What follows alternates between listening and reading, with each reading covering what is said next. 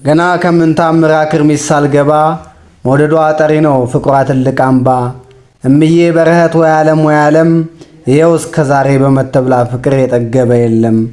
አንዱን ያገሬ ሰው ብሶቱን ባወጋው ከበረህት ምድር ከመተብላ ባጣው እኔም ይጨንቀኛል እላለሁ ምን ነካው ለመኖሪያ ቦታ አገር ቢመነዘር አለልሽ በረህት የተስፋዎች መንደር።